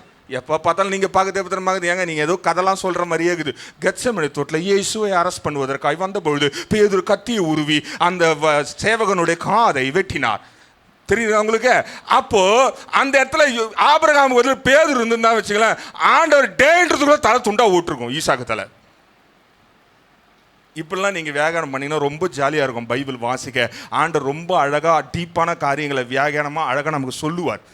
அப்போ ஆபிரகாமும் பாருங்க, 100 வயசு தாத்தா கத்திய ஓங்கி நிக்கிறதுக்குள்ளவே பேசிட்டாரு. ஒருவேளை ஆபிரகாமா அழைத்த பொழுது ஆண்டவர் உடனடியாக மகனை கொடுத்து அந்த மகனை சோதித்து பார்க்க கேட்டிருந்தா ஆபிரகாம் இருந்த பலத்துல டொப்புன்னு போட்டிருப்பான். நல்ல வேலை வயசானவனை கூப்பிட்டாரு ஆண்டவர். வயசான பிறகு கூப்பிட்டாரு. கத்தி விழறதுக்கு முன்னாடி ஆண்டவர் அழகா அவனுடைய உறுதியை பார்த்தார். இன்றைக்கு ஒருவேளை ஆண்டவர் உங்களை சில நேரத்தில் சில காரியங்களை வைத்து சோதித்து பார்க்கும் பொழுது நாம் நிற்கிறோமா இல்லை ஊழ்ந்துடுறோமா? பேரு நம்ம என்ன பேர் தெரியுமா? நமக்கு விசுவாசி. அதுவும் யாருடைய பிள்ளைங்க தெரியுமா? விசுவாசத்துடைய தகப்பனாகிய ஆபிரகாமுடைய சந்ததி. பெருமைக்கு மார்த்தட்டுவதற்கு குறையே இல்லை நமக்கு. ஆனா ஆண்டவர் சின்னதா, அதுக்கப்புறம் நமக்கு நடந்ததெல்லாம் தெரியும். ஈசாக்கோடைய வம்சத்தில் தானே எல்லா காரியமும் நடந்தது. ஆனா ஆண்டவர் அவன் வரானான்னு செக் பண்ணாரு, வந்தான். அவன் பலிபீடம் கட்டுறானான்னு செக் பண்ணாரு, கட்டனா. அதில் ஈசாக்கை கடத்துறானான்னு செக் பண்ணாரு, அவனும் ஈசாக்கை கையை காலை கட்டி கடத்தினான். கத்தி ஓங்குற வரைக்கும் வெயிட் பண்ணார். இன்னைக்கு ஒன்றும் இல்லைங்க, சின்னதாக ஒரு பிரச்சனை வந்தால் போதும், நம்ம உடன்படிக்கையும் ஆண்டர்கிட்ட கொடுத்த கமிட்மெண்ட்டும் எங்கக்குதுன்னே தெரியாது. தெரியுமா உங்களுக்கு? சர்ச்சுக்கு வரமாட்டாங்க. முதல் காரியம், முதல் எதிரொலி எங்கே தெரியுமா காட்டுவாங்க? சர்ச்சுக்கு தான் வரமாட்டாங்க. இந்த பாஸுக்கு இருக்காங்க பார்த்தீங்கன்னா, சத்தியமாக நானும் ரொம்ப லக்கி. உங்கள் வீட்டுக்கெல்லாம் வரத்தே இல்லை. சில பாசங்களாம் பார்த்தீங்கன்னா ஒரு வாரம் வரலன்னா என்ன பண்ணுவாங்க? குட்டு குட்டு குட்டு குட்டு குட்டுன்னு ஓடியாது உங்கள் வீட்டில் உட்காந்துக்குவாங்க. நானும் அப்படி கிடையாது. நீ வந்தால் பரலோகம் போவேன், வரலையா இங்கேயே இரு. யார் வானான்றா? அப்போ பிரதிபலிப்பு எதிரொலி எங்கே தெரியுமா காட்டுவாங்க? சர்ச்சுக்கு வர மாட்டாங்க. 2வது எங்கே காட்டுவாங்க சொல்லுங்களேன்? நீங்கள் எப்போ தெரியுமா உங்கள் மூச்சை பார்த்தா, பாஸ்டர் எல்லா உண்மையும் இப்படி சொல்லாதீங்க அப்படின்ற மாதிரியே பார்க்குறீங்க. உங்கள் மூஞ்சியில் பார்த்தா பாஸ்டர் மொத்த உண்மை இங்கே சொல்கிறாதீங்க, லைட்டாக வச்சிங்க அப்படின்ற மாதிரியே இருக்குது. 2வது பைபிளை தொட மாட்டாங்க, வேதத்தை வாசிப்பது கிடையாது. 3வது ஜெபம் பண்ண மாட்டாங்க. 4வது இவங்க உலகத்தில் அப்படியே ஊறி கடைசியில் ஆண்டவர் பின்வாங்கி போயிட்டேன், ஆண்டவர் எனக்கு ஆய் ஜெபிங்க பாஸ்டர்மா. உபவாச ஜெபத்தில் என் கணவர் பின்வாங்கி போயிட்டார், என் மனைவி முன் வாங்கி போயிடுச்சு, கடைசியில் சைடு வாங்கி போயிடும். ஸ்டோக்கு வந்து பார்த்துக்கிறீங்களா? சைடு வாங்கி தான் போகும். அதுக்கப்புறம் ஆண்டுகிட்ட வந்தா, ஆண்டவரே இந்த வியாதியிலேருந்து குணப்படுத்துங்க, இந்த கஷ்டத்துலேருந்து குணப்படுத்துங்க. ஆண்டவர் சொல்வார், நீ முன்னு வாங்க பின்னு வாங்கிறதுனால உனக்கு சைடு வாங்கிச்சிடாம அவனை, நீ வாடா முதல்ல அப்படின்வாரு. இன்றைக்கு ஒன்று தீர்மானிங்க, ஆண்டவரிடத்தில் நீங்கள் உடன்படிக்கை செய்வீர்கள் என்றா உங்கள் கமிட்மெண்ட்டு சரியாக இருக்குன்னா ஆண்டவர் பல முறை சோதிப்பார். ஒன்றில் ஒரு அலுவலகத்தில் நீங்கள் போகிறீங்க வேலைக்கு அப்படின்னா உங்களை கேஷியர் பதவிக்கு விடுறாங்கன்னு வச்சுங்களேன், நீங்கள் நினச்சி கொள்ளுங்க, பரவாயில்ல நம்மளை நம்பி கல்லா சாவி குத்துறாங்க. கட்டவே கிடையாது. அந்த முதலாளிக்கு தெரியும் உள்ளே எவ்வளோ பணம் இருக்குது, உங்களுக்கு மேலே தெரியுமா உங்களுக்கு? என்கிட்ட வேலை செய்கிறவங்களுக்குலாம் நல்லா தெரியும். நான் 10 நாள் கழிச்சு கணக்கு கேட்டாலும் கரெக்டாக சொல்லுவேன், அந்தந்த டேட்டில் காலையிலேருந்து சாயங்காலம் வரைக்கும் என்னென்ன செலவு பண்ணாங்கன்னு. ஏன் தெரியுமா? உங்களை செக் பண்ணுறதுக்கு தான் விடுறது. அடிக்கடிக்கு எதுக்கு தெரியுமா கணக்கு கேட்கறது? நீங்கள் சரியாக சொல்கிறீங்களான்னு தான் கேட்பாங்க ஆஃபீஸ்லலாம். நீங்கள் செய்கிற வேலையில் கேஷியராக இருந்தாலோ இல்லை நீங்கள் ஏதோ ஒரு பதவியில் இருக்கீங்கன்னா, ஆண்டவரும் அப்படி தான். நீங்கள் அப்பப்போ என்னோட நடக்கிறியாய் மகனே, என் வார்த்தைக்கு கீழ்ப்படுகிறாயா, உன் வழிகளை ஒப்பு கொடுத்தாயா, உன் கிரியைகளை ஒப்பு கொடுத்தாயா என்று அப்பப்போ சோதித்து பார்ப்பாரு. அதில் நிற்பது தான் தெய்வ பலனாய் இருக்கிறது. அதில் தான் ஆண்டவர் மகிமைப்படுகிறவராய் இருக்கிறார். இன்றைக்கு ஒருவேளை நீ அந்த இடத்துல நிற்க வேண்டிய இடத்துல நிற்காம போயிருப்பானா யோசித்து பாருங்க. திரும்பவும் மனம் திரும்பி ஆண்டவரத்துல வாங்க. 1 சாமுவேல் 3ஆம் அதிகாரம் 4ஆம் வசனத்தை வாசிக்கலாம். 1 சாமுவேல் 3:4 பார்க்கலாம். அப்பொழுது கர்த்தர் சாமுவேலை கூப்பிட்டார். அதற்கு அவன், இதோ இருக்கிறேன் என்று சொல்லி. இங்க பாருங்களேன், சாமுவேலை ஆண்டவர் கூப்பிடுறாரு. ஏலி உட்கார்ந்து நிற்கிறான், சாமுவேலை ஆண்டவர் கூப்பிடுறாரு. சாமுவேல் ரொம்ப நல்ல பையன். சாமுவேல் இடத்துல நீங்களும் நானும் இருந்தா இந்த அளவுக்கு நல்லவங்களா இருக்க மாட்டோம். ஏன் தெரியுமா? அவனுக்கு அப்பா இருக்கிறாரு. நல்லா கவனிக்கணும். இங்க பாருங்களேன், அவனுக்கு அப்பா இருக்கிறாரு, ஆனா அப்பா இல்லை. அவனுக்கு அம்மாக்குறாங்க. ஒரு அம்மாவுக்கு 2 அம்மாக்குறாங்க, ஆனால் அவனுக்கு அம்மா இல்லை. அவங்க அம்மா பாவம் வருஷத்துக்கு ஒரு துணி எடுத்துன்னு வரும். தீபாவளிக்கு உங்களுக்கு அப்போ தான் புரியும். சரி, கிறிஸ்மஸ்க்கு துணி எடுத்துன்னு வரும். அந்த துணியை எடுத்துன்னு வருத அது சரியான தாயா? ஒரு சைஸில் துணி எடுத்துன்னு வரக்கூடாதா? குழந்தை எப்படி வளர்ந்துருக்கணும்? பத்தாத சட்டையை எடுத்துகிட்டு வந்து இந்தாம அவனேன்னு போட்டுக்கும் போது மூஞ்சிலேயே வாங்கி அடிக்கணும் போல இருந்திருக்கும். நம்மளாம் என்ன ரொம்ப பண்ணுவோம், சில குழந்தைங்களுக்கு கிறிஸ்மஸுக்கு நீங்களாக துணி எடுத்து கொடுத்துட்டிங்கன்னா அந்த குழந்தைக்கு சத்தியமாக அந்த கலர் பிடிக்காது, அதுக்கப்புறம் அந்த பேட்டர்ன் பிடிக்காது, அந்த டிசைனு பிடிக்காது. இன்றைக்கி இருக்கிற குழந்தைங்க அப்படி தான். இன்றைக்கி அநேக ஆவிக்குரிய பிள்ளைகளும் ஆண்டவராக ஒரு காரியத்தை நல்லது கொடுத்தா அது பிடிக்காது. ரைட்டு. இப்போது சாமுவேல் இருந்த பிரச்சனை என்ன தெரியுமாங்க? அவனுக்கு அப்பா இருந்து அப்பா இல்லை, அம்மா இருந்து அம்மா இல்லை, சித்தி இருந்து சித்தி இல்லை, எல்லா சொந்தமும் இருந்து அனாதையா கோயிலில் இருக்கிறான். அண்டர்லைன் பண்ணிங்க நீங்கள் வேணா பைபிளில். அவனுக்கு யாருமே கிடையாது, அனாதை பைய மாதிரி கோயிலில் இருக்கிறான், திக்கற்றவனா. அவன் சாப்பிட்டியான்னு கேட்கறதுக்கு ஆள் இல்லை. ஏலி ரொம்ப நல்ல மனுஷன். முதல்ல சாமுவேலே, நீ சின்ன பையன், சாப்பிட்டியாயா, வா ஊட்டி விட்டுட்டோமா, அந்த கதெல்லாம் கிடையாது ஏலிக்கிட்ட. ஏலி எவ்வளோ டஃப்பான ஆள்னு உங்களுக்கு நீங்கள் வாசித்து பார்த்தீங்கன்னா தெரியும். ரொம்ப கொடூரமான ஊழியக்காரன் அவன்லாம். அப்படிப்பட்ட ஊழியக்காரன் இங்கே வேணும்னு நானும் ஜோம் பண்ணுறேன். அதே போல் நான் மாறிட்டேன்னா உங்களை எல்லாரும் அந்த சூளத்தை எடுத்து குத்து வயிற்றுல குத்தி அப்படி தூக்கி நிறுத்தணும்னு ஆசை தான். என்ன பண்ணுறது, முடியல, பார்க்கலாம் என்னைக்காவது குத்துறேன் நான். அப்போது ஏலி எவ்வளோ நல்ல மனுஷனா, சாமுவேல் குளிச்சானா சாப்பிட்டானா கூட கண்டுக்காத ஆள். இப்போது ஆண்டவர் கூப்பிட்ட உடனே அவன் தன் நிலையெல்லாம் விட்டுட்டு அழகாக ஓடி வந்தாங்க. காரணம் என்ன தெரியுமாங்க? அவன் எதற்காய் நியமிக்கப்பட்டானோ, எதற்காய் தாய் வயிற்றுல உருவாகிறதுக்கு முன்னாத பிளான் இருந்ததோ அந்த பிளானுக்காய் காத்து கொண்டிருந்தான். அதனால தான் ஆண்டவர் கூப்பிட்ட உடனே டபாக்குன்னு ஓடியான்ட்டான் பாருங்க. உடனே ஓடி வந்து சொல்லும்படியே கேட்குறான். ஆண்டவர் அவனை போல ஒரு பெரிய தீர்க்கதரிசி யாருமே கிடையாது. நீங்கள் வேதத்தில் நல்லா வாசித்து பார்ப்பீங்கன்னா சரித்திரம் சொல்லுது. பைபிளை விட்டுருங்களேன், ஹிஸ்ட்ரி ஆஃப் கிங்ஸ், ராஜாக்களுடைய சரித்திரத்தை நீங்கள் உலகத்தில் வாசிப்பீங்கன்னா பைபிள் படி 5 பெரிய ராஜாக்கள் 2 சிறிய ராஜாக்கள் அவன் அபிஷேகித்தான். ஆனால் உலக சரித்திரம் சொல்லுகிறது ஏறத்தாழ 17 ராஜாக்களை அவன் அபிஷேகம் பண்ணியிருக்கிறான். காரணம் என்ன தெரியுமாங்க? அவன் நிலையை ஆண்டவருக்கு முன்னாடி பெருசாக சொல்லவே இல்லை. அவன் எல்லாத்துக்கும் காத்து கொண்டிருந்தான். என்னை அழைத்தவர் அப்படித்தான், நமக்காய் ஒரு திட்டம் வைத்திருக்கிறார். அந்த திட்டத்தை அவர் நிறைவேற்ற வேண்டும் என்று உன்னை என்ன செய்ய வைப்பதற்காக காத்து கொண்டிருக்கா. ஆனால் கூப்பிட்டா கூட நம்ம என்ன பண்ணுறதில்ல, வயசாயிடுச்சுங்க, எங்கெங்க காது கேட்குது. சில ஆவிக்குரிய பிள்ளைகளுக்கு அப்படித்தான், சரீரத்தில் வயசானா காது கேட்காது. தெரியுங்களா உங்களுக்கு? இப்போ எனக்கெலாம் நீங்கள் கொஞ்சம் சத்தமாக பேசினா தான் கேட்கும். அது ஏன்னு கேட்டால் தெரியலன்னு வச்சுங்களேன். இப்போ எனக்கு மூப்பருக்கு மற்றவங்களாம் கொஞ்சம் வயசாக என்ன ஆகும், காது மங்கமாக கேட்கும். ஆனால் பெண்களுக்கு அப்படி இல்லை, வயசாக பாம்பின் காது ஆகிடும். நீங்கள் வேணா உங்கள் வீட்டில் உங்கள் ஆயா தாத்தாங்கிறாங்களா, தாத்தாவுக்கு காது கேட்காது, ஆனால் ஆயாவுக்கு எப்படி கேட்கும், ஷார்ப்பாக கேட்கும். அவ்வளோ ஷார்ப்பாக கேட்கும் ஆயாவுக்கு மட்டும். அது ஏன்னு எனக்கு தெரியல, ஒருவேளை நீங்கள் சயின்டிஃபிக்காக ப்ரூவ் பண்ண முடிஞ்சால் நான் அதை ஏற்றுக்கொள்ளுகிறேன். இப்போது சில ஆவிக்குரிய பிள்ளைகளுக்கு அப்படி தான் 30 வருஷம் பைபிள் வாசி ஜெபம் பண்ணி ஆண்டவர் பேசுவதை கேட்பதற்கு மந்த காதாக மாறிடுது, கேட்குறதே கிடையாது. ஆண்டவர் பேசினாலும் கேட்கறது கிடையாது, வேத வசனம் பேசினாலும் கேட்கறது கிடையாது. கடைசியில் அவர் உருவின வாளோட உன் சொப்பனத்தில் வந்து மிரட்டா கூட என்ன பண்ணுறதில்ல, போ சாத்தானு கெட்ட கனவு வருது பாரு காலாங்கத்தால். முட்டி போட்டு ஆண்டவரே இந்த கனவை என் வாழ்க்கையில் எடுத்து போடுங்க ஏசு நாமத்தினால, கட்டுகிறேன் பிசாசை அப்படின்னு கனவே கட்டுறது, கொடுத்தவருக்கே கட்டு போடுறது. ஏன்னா நம்ம தான் வயசாயிடுச்சு ஆவிக்குரிய வாழ்க்கையில். இன்றைக்கு சாமுவேலை போல நீயும் நானும் அவர் அழைத்த அழைப்புக்கு செவி கொடுப்போம் என்றால் அழகாய் பேசுகிறவராய் இருக்கிறார். இன்னொரு காரியத்தை வாசித்து நம்ம துரிதமாக முடிச்சலாம். அப்போஸ்தலர் 9ஆம் அதிகாரம் 10ஆம் வசனத்தை வாசிக்கலாம். புக் ஆஃப் ஆக்ட்ஸ் 9:10 பார்க்கலாம். தமஸ்குவிலே அனனியா என்னும் பேருள்ள ஒரு சீஷன் இருந்தான். அவனுக்கு கர்த்தர் தரிசனமாகி அனனியாவே என்றார். அவன் ஆண்டவரே இதோ அடியேன் என்றான். இங்க பாருங்களேன், அனனியா என்ற ஒரு மனுஷன் தமஸ்குல இருந்தான். அவன் ஒரு ஆண்டவருடைய மனுஷன், சீஷன், இஸ் எ டிசைபிள். இப்ப சீஷன்னா யாரு அப்படின்னா இயேசுவை பின்பற்றுகிறவனா இருக்கிறான். இப்ப ஆண்டவர் அனனியாக்கு ஒரு விஷயத்தை சொல்றாரு, தம்பி நல்ல கவனி அப்படின்னாரு.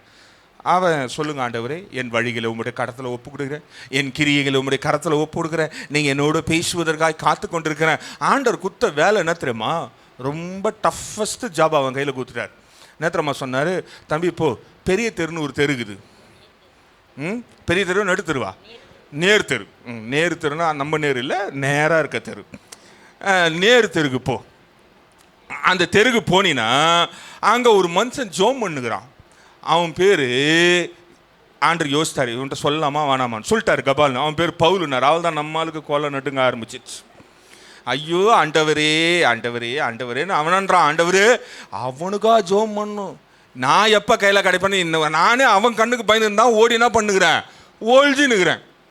அவனுக்கு போய் ஜோம் பண்ண கூப்பிடுறிய ஆண்டவரேன்றான். ஆனால் ஆண்டவர்கிட்ட என்னதான் ஒரு விஷயம் சொன்னாலும் அவர் சொல்ல வேண்டியதை சொல்லிட்டா செய்ய வேண்டியது நம்ம வேலை, அது எந்த சூழ்நிலையாக இருந்தாலும். அப்போ இவன் என்ன பண்ணிட்டான், ஆண்டருக்கு ஒப்பு கொடுத்தபடினால போய் ஜெபம் பண்ணுறதுக்காக ஆண்டருக்கு ஒப்பு கொடுத்துட்டான். ஆண்டர் ஜெபம் பண்ண சொல்ல என்ன தெரியுமா சொல்கிறாரு, நீ போய் அவன் கண்ணை தரன்றாரு. ஏற்கனவே ஆண்டவர் அவன் கண்ணை என்ன பண்ணிட்டாரு, ஆண்டரா பண்ணார் நல்லா அப்படியே மண்டே ஆட்டுறதுக்கு. நான் சொன்னோன்னே ஆமாம் பண்ணியிருப்பார். அவர் ஐ சர்ஜன், இருக்கிற கண்ணு என்னது லென்ஸை கைட்டிட்டாரு பவுலுக்கு. சவுலோடைய லென்ஸ் ரெண்டுத்தையும் கைட்டி ஆண்டர் கையில் வச்சுக்கிறாரு. இப்போ அதை எடுத்து வந்து அனனியாட்ட கொடுத்துக்கிறார். அனனியா போய் அந்த லென்ஸை மாட்டினோன்னே அவருக்கு பார்வை வந்துடும். நான் சொல்கிறது அப்படியே எல்லாம் நம்புங்க. அவன் ஒளியை பார்த்தான், அந்த காணக்கூடாத ஒளியை பார்க்கும்பொழுது அவன் கண்கள் தானாகவே இருள் அடைந்து விட்டது. ஓகேவா? அதனால தான் பார்வை இழந்தவனாக இருந்தான். இழந்தவனா தற்காலிகமாக. அது என்ன ஆயிடுச்சுன்னா, கண்ணு ஓவர் பவர்ஃபுல் லைட்டை பார்க்கும்பொழுது நம்ம கண்களிலிருந்து ஒரு சில என்ன சொல்கிறது செதில் மாதிரி கொட்டும். நீங்கள் ஒருவேளை தெரியல அப்படின்னா ஒன்று பண்ணுங்கள், வெல்டிங் பண்ணுற ராட் இருக்குல்ல, அதை எடுத்து ஒரு சாயங்காலம் ஒரு 7 to 8 7 to 7:30 அரை மணி நேரம் போதுமா, பார்த்தா அரை மணி நேரம் அந்த வெல்டிங் ராடை வச்சு விளையாடிட்டு நீங்கள் தூங்கி மறுநாள் காலையில் எழுமுங்க, கண்ணுலேருந்து அப்படியே பக்காக கொட்டும், ட்ரை ஆகிடும், கண்ணுக்குள்ளேருந்து பக்காக வெளியே வரும். அதுக்கப்புறம் நீங்கள் டாக்டர்கிட்ட போனீங்கன்னா அவர் தக்காளி வைக்க சொல்லுவார், வெங்காயம் வைக்க சொல்லுவார், பச்சை மிளகாய் வைக்க சொல்லுவார், வச்சு தக்காளி சட்னி பண்ணி சாப்பிட சொல்லுவார் கூல் ஆகிறதுக்கு. நீங்கள் உடனே கண்ணில் வைக்க சொன்னார் நினச்சிக்காதீங்க. இப்போது வாங்க விஷயத்துக்கு வாங்க. இப்போது இவனுக்கு கண் பார்வை இழந்து விட்டான். ஏனென்றால் ஒளியை காணக்கூடாத பெரிய ஒளியை கண்டு விட்டான். இவனுக்கு அனனியாவை ஆண்டவர் அனுப்புகிறார். இவன் ஒரு சீசன் தான், அப்போஸ்தலன் கிடையாது. அப்போஸ்தலர் கிடையாது, சீசன், சாதாரண ஒரு ஆண்டருடைய பின்பற்றுகிற சீசன். ஆண்டர் இவங்கிட்ட பேசுறாரு, போய் அவனுக்கு ஜெபம் பண்றானு. இவன் என்னதான் இருந்தாலும் அவனுக்கு முன்னாடி இருப்பது எவ்வளவு பெரிய சத்ருவா இருந்தாலும் அந்த சத்ரு ஆண்டர் தொட்டுட்டாருன்னு தெரியாமலே இவன் ஆண்டர்கிட்ட பேசிட்டு போறான். ஆண்டவரே அவனுக்கு போய் ஜெபம் பண்ண சொல்றீங்களேன், ஆனால் இருந்தாலும் போய் அவன் அவன் தலைமையில கையை வச்சு ஜெபம் பண்ணான். இன்றைக்கு உனக்கும் எனக்கும் ஆண்டவர் சோதிப்பது எப்படி தெரியுமா சோதிப்பார்? ஒன்று, உன்கிட்ட இருக்கிறது எது முக்கியமாக ஆண்டவர் பிடுங்கிடுவார். அப்போ தான் நீ ஆண்டவர் பேச்சு கேட்பானு. சில நேரத்தில் கொடுன்னுவார், அப்போவும் நம்ம கொடுப்பது கிடையாது. தர மாட்டேனே. ஆண்டவர் பெருசாக உங்ககிட்ட கேட்குறது என்ன தெரியுமாங்க? If you have a commitment with God, the only thing God is asking your time. உன்னுடைய நேரத்தை தான் ஆண்டவர் கேட்குறார். ஏன் தெரியுமா? பிசாசு அதை தான் திருடுவான், வேற எதையுமே திருட மாட்டான். நீங்கள் வேணால் ட்ரை பண்ணி பாருங்களேன். நீங்கள் உங்கள் நேரத்தை வீணாக கழிக்கிறீங்க அப்படின்னா பிசாசு உங்களை தொடவே மாட்டான். உங்களை நல்லா ஆசீர்வாதமாக வைப்பான், மூக்கு முடிக்க சோறு கொடுப்பான், நல்ல பணம் கொடுப்பான், எல்லாம் கொடுப்பான். ஏன் தெரியுமா? நீ ஆண்டவரோட நேரத்தை செலவிடாத வரைக்கும், நீ ஆண்டவரோட நேரத்தை செலவிட ஆரம்பிப்பாய் என்றால் உனக்கு எல்லா பிரச்சனையும் வரும்.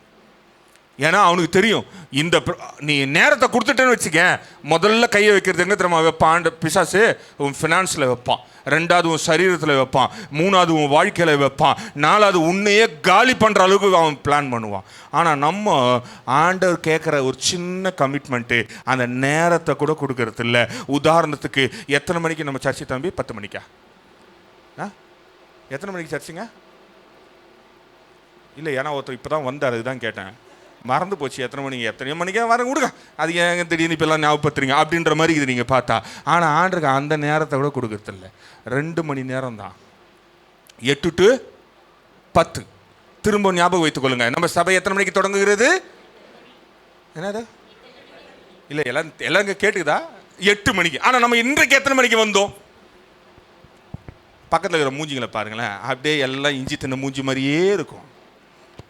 ஏன் தெரியுமா? நம்ம ஆண்டவருக்கு கொடுக்க வேண்டிய அந்த நேரத்தை கூட கொடுக்கறதில்லை. காரணம் என்ன தெரியுமாங்க? பிசாசு நம்மளுடைய கமிட்மெண்ட்டை காலி பண்ணுறதுக்காக காத்து கொண்டிருக்கிறான். முதல்ல நேரத்தை கொடுங்க, ரெண்டாவது வேதத்தை வாசிக்க விடாமல் தடுப்பான். பைபிளை எடுத்த உடனே பிசாசு பண்ணுற வேலை என்ன தெரியுமா? அருமையான நித்திரை ஆண்டவர் நீதிமானுக்கு தருகிறவராய் இருக்கிறார். அந்த நித்திரை எப்படி வரும் தெரியுமா? பைபிளை மூடி வைப்பதற்கு கூட நேரம் இல்லாத அளவுக்கு உறக்கம் அருமையாய் வரும். தெரியுமா உங்களுக்கு? மூணாவது, பிசாசு தொடுகிற நேரம். நீங்கள் முழங்கால் படியிடும் பொழுது நீங்கள் துணி துவைக்கிற கல் மாதிரியே இருந்து ஜோம் பண்ணி பாருங்களேன், அடுத்து 3வது சோத்திரத்துக்கெல்லாம் தூக்கம் வந்துடும். துணி துவைக்கிற கல்லுனா எப்படி இருக்குன்னு தெரில, நீங்கள் ஜோம் பண்ணுறீங்களா? அதே மாதிரி தான். நீங்கள் முட்டி போட்டு ஜோம் பண்ணுறீங்க பார்த்தீங்களா? அதே மாதிரி. ஆனால் நேரு முழங்காலில் முட்டி போட்டு ஜோம் பண்ணோம் அப்படின்னா பிசாசு விட மாட்டான். சிலர்லாம் ஜோம் பண்ணுறதை டெக்னிக்காக ஜோம் பண்ணுவாங்க. நான் கனவுலேயே ஆண்டோட ஜோம் பண்ணுவேன், இழுத்து போத்தி கொண்டே ஜோம் பண்ணுவாங்க. இன்னைக்கு அதான் நடக்குது. என்ன பண்ணுறீங்க? ஜோம் பண்ணினுக்கிறேன். இவர் நல்ல கொரட்ட ஒரு சவுண்டு வெளியே கேட்கும், கொரட்ட ஒரு சவுண்டு வெளியே கேட்கும். ஆனால் ஜோம் பண்ணி இருப்பாங்க. நம்ம கூட சபையில் சில நேரத்தில் சொல்லுவோம், ஜோம் பண்ண ஆரம்பிச்சிடாதீங்க, நான் சீக்கிரம் முடிச்சிடுறேன் அப்படின்லாம் சொல்கிறோம். எதுக்குன்னா ஜபம் இல்லை, கொரட்டை விட்டு தூங்குறது. அப்போ பிசாசு வேதம் சொல்லுகிறது, அவருடைய சமூகத்துக்கு வரும்பொழுது எப்படி அவரை ஆராதித்தாங்களாம்? பணிந்து முழங்காலிட்டு குனிந்து அவரை ஆராதித்தார்கள். ஆனால் இன்றைக்கு நம்மளால் எழுந்து ஆராதிக்க முடியல, முட்டி போட்டு ஆராதிக்க முடியல.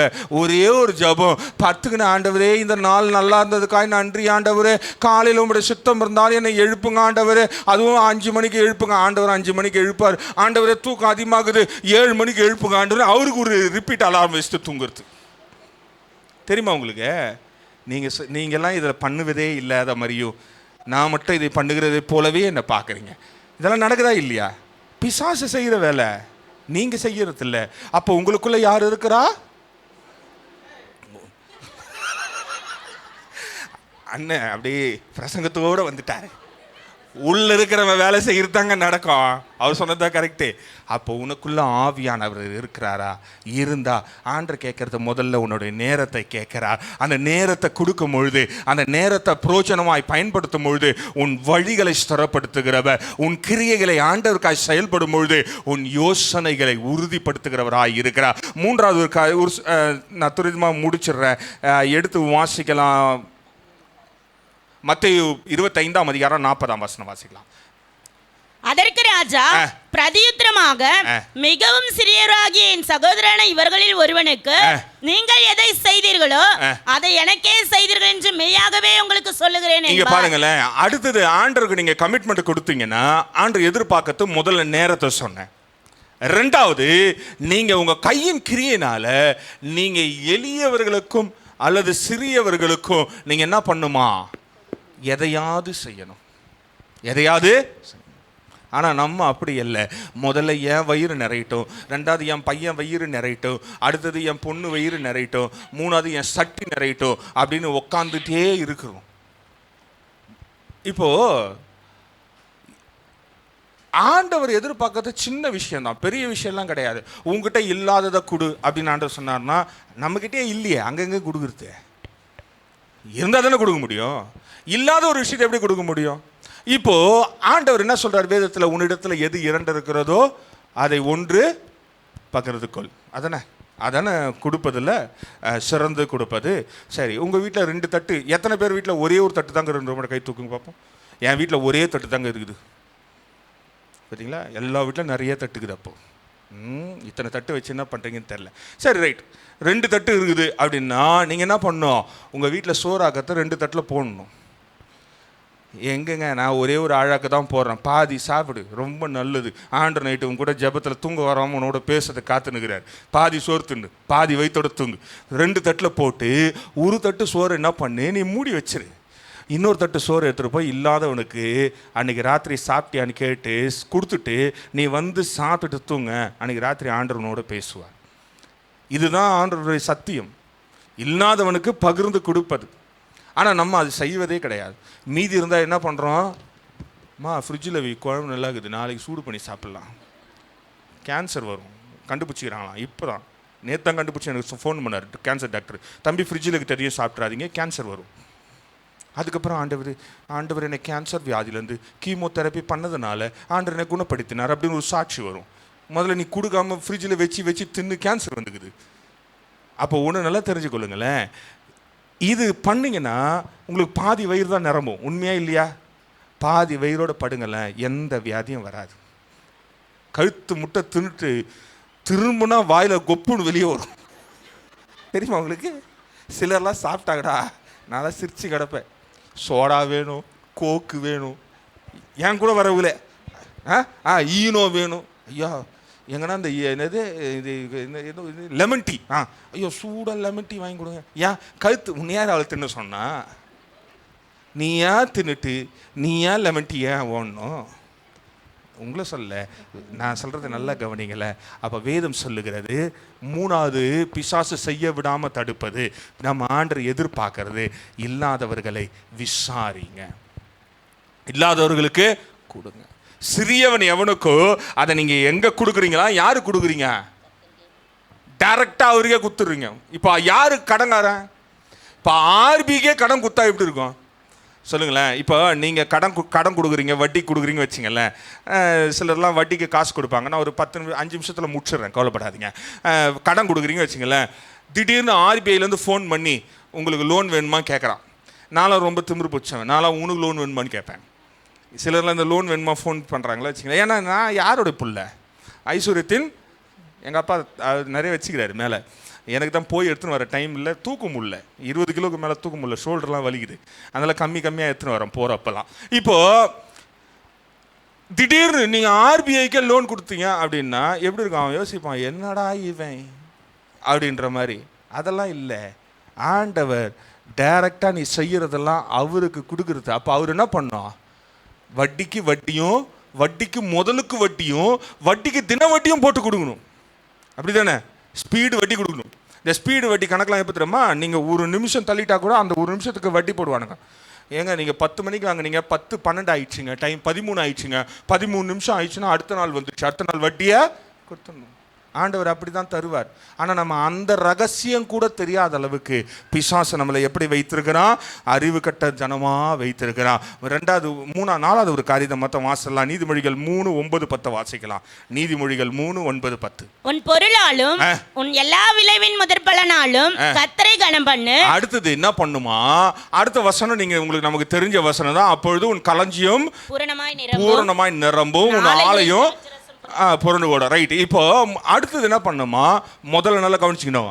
உங்களுக்கு நீங்கள் கமிட்மெண்ட் பண்ணுறீங்கன்னா உங்கள் நேரத்தை கமிட் பண்ணுங்க. ஆண்டவரே, இனி ஒரு ஞாயிற்றுக்கிழமை கூட 7:50க்கு மேலே நான் வர மாட்டேன் 7:50 இங்கே வந்து ஜெபம் பண்ணுவேன் அப்படின்னு கேட்டு பாருங்களேன், தீர்மானித்து பாருங்களேன், ஆண்டவர் நான் அழகாய் ஆசீர்வதிப்பார். இல்லை எல்லா கூட்டத்துக்கும் நான் வருவேங்க அப்படின்னு ஒரு தீர்மானம் எடு. இல்லை நான் ஆண்டருக்காக இந்த காரியத்தை கண்டிப்பாக செய்வேங்க, இந்த வருஷம் ஒரு ஆத்துமா என் தலையே போனாலும் பரவாயில்ல, என் பாக்கெட்டில் இருக்கிற மொத்த பணமும் போனாலும் பரவாயில்ல, ஒரு ஆத்துமா கூட்டு வருவேன்னு கமிட்மெண்ட் பண்ணி உன் நேரத்தை செலவிடு, ஆண்டவர் ஆசீர்வதிப்பார். 2வது பார்த்தோம், உன்னுடைய காரியங்களில் ஏதாவது இல்லாதவங்களுக்கு கொடுக்க ஆரம்பி, ஆண்டவர் உன்னை அழகாக ஆசீர்வதிப்பார். 3வது உன்னுடைய முதற் பலனை ஆண்டவர் கொடுக்கணுமா. நம்ம இதை தப்பா வியாக்கியானம் பண்றோம். முதல் பலன் அப்படின்னா என்ன தெரியுமாங்க, அந்த காலத்தில் நமக்கு ஆரம்ப ஆலயம் தொடங்கினவங்க ரொம்ப கஷ்டப்பட்டு தொடங்கினாங்க, அதனால் அவங்க அப்படி பழகிட்டாங்க. அது தவறல்ல. எப்படி பழகிட்டாங்க அப்படின்னா, உங்கள் வீட்டில் முதல்ல வர்ற வாழைப்பழம், தென்னை மரம், கோழி, ஆடு போடுற குட்டியெல்லாம் என்ன பண்ணிடுமா. ஆமாம், ஏன்னா அப்போது வந்தவங்க ரொம்ப கஷ்டம், அவங்க ரொம்ப மிஷினரி மார்கள் ஊழியம் செய்ததெல்லாம் கஷ்டம். அதை நம்ம இன்னமும் பழகினுக்கிறோம். இன்னமும் சில பேர்லாம் எப்படி தெரியுமா, சர்ச்சுக்குன்னே ஆடை நேந்தி விட்டுருவாங்க. எப்போ எடுத்துன்னு வந்து நான் சாப்பிட்டு கொழுப்பு வந்து சாப்பிட்றதுக்கு சொல்லுங்க. சர்ச்சுக்குன்னு நேந்தி விட்டுருவாங்க. சர்ச்சுக்குன்னு ஒரு உண்டியல் டப்பா வச்சுருப்பாங்க, பார்த்துக்கிறீங்களா? சில வீட்டுக்கெல்லாம் இது சர்ச்சுக்கான உண்டியல், டிங் அதுக்குள்ளே போடுவாங்க. ஏன் சவுண்டு கேட்சி சொல்லுங்கள், போட்டது சில்ற நோட்டுங்க, சத்தம் கேட்க ரைட்.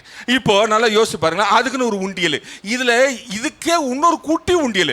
எதுக்குன்னா அதில் கன்வென்ஷன் மீட்டிங்க்கு ஒரு உண்டியல், அப்புறம் விபிஎஸ்க்கு ஒரு உண்டியல், எல்லாத்துக்கும் வச்சுங்க. நல்லா தான், இல்லைன்னு சொல்ல, மொத்தமாக எடுத்துன்னு வாங்க, இல்லைன்னா விட்டுட்டு போங்க. போகிற பிள்ளைங்களாவது அதை உடச்சி சந்தோஷமாக இருக்கட்டும். என்னம்மா கவனிச்சிங்க, பிள்ளைங்களாம் இல்லை கவனிங்க. அவங்க போனோடனே முதல்ல எங்கே தென்னும் உண்டியலை காலி பண்ணுறாங்க. இப்போது அடுத்தது வாங்க வசனத்துக்கு. வேதம் சொல்லுகிறது என்ன சொல்லுதுன்னா, உன் முதல் பலனை எங்கே கொடுக்கணுமா. முதல் பலன் என்ன தெரியுமாங்க, உன்னுடைய ஃபர்ஸ்ட் ஸ்ட்ரென்த்தை ஆண்டரை கொடுக்கணும். உன் வாலிப வயதில் இருக்கிற உன்னுடைய பலனை ஆண்டருக்கு கொடுக்கணும். உன்னுடைய முதல் காரியம், நான் ஆண்டர் படிக்கிற முடிக்கிற வேலை வாங்கின உடனே நீ செய்ய வேண்டிய விஷயம் தெரியுமா, ஆண்டருக்காய் பயன்படணும். அதை இன்ன வரைக்கும் அந்த காலத்தில் வச்ச மாதிரியே பயன்பட்டுக்கிறோம். சம்பளம் வாங்கின உடனே சிலர்லாம் கவரில் முதல்ல எடுத்து வைப்பது யாருக்கு, வட்டிக்காரனுக்கு. யார் வட்டிக்காரு, எங்கள் அப்பா மேலே இருப்பார், அவருக்கு வட்டி கொடுக்கறதுக்கு வந்துடுவாங்க.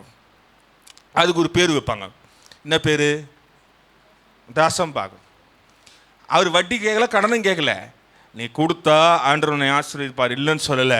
ஆனால் முதல் பலனை கொடுக்கணும். அதுக்காக வாங்க சம்பளத்தில் முதல் சம்பளம் கவரை ஓப்பன் பண்ணனே கொடுக்கறதில்ல. இப்போலாம் கவரே கொடுக்கறதில்ல, ஏடிஎம் கார்டு தான் கொடுத்துக்கிறான் எல்லா கம்பெனியும். அப்படி தானே?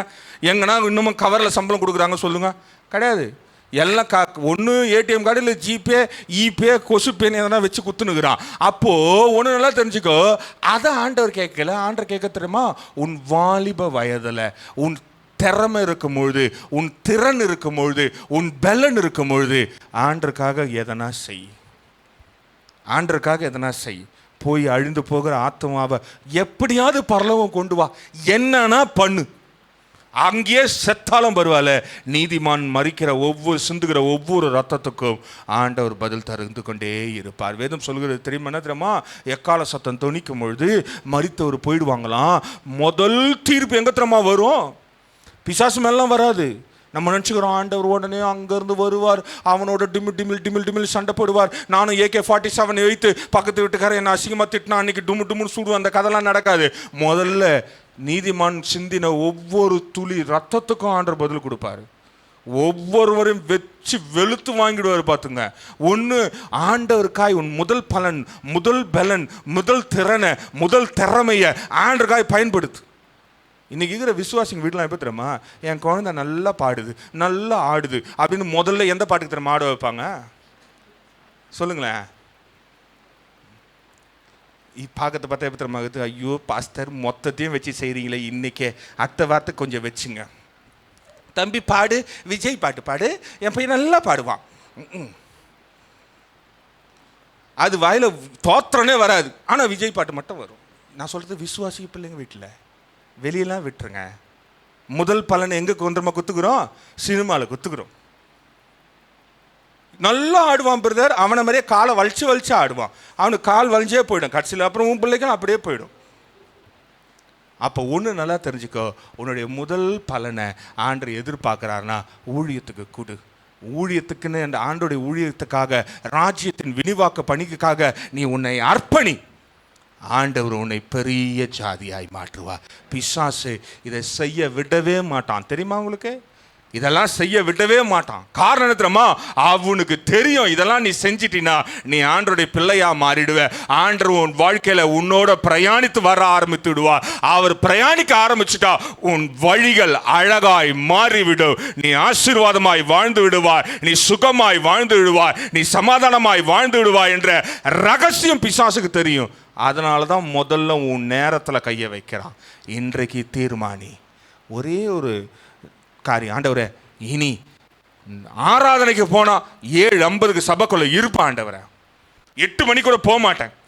8 மணிக்கு அப்படி வந்துட்டேன்னா, நான் சில ஆர்சி சபைகள்லாம் பார்த்து ரொம்ப எனக்கே வெக்கப்பட்டிருக்கேன். தெரியுமா உங்களுக்கு? சிலர்லாம் லேட்டாக வந்துட்டாங்கன்னா முட்டிலே இருப்பாங்க. பார்த்துக்கிறீங்களா?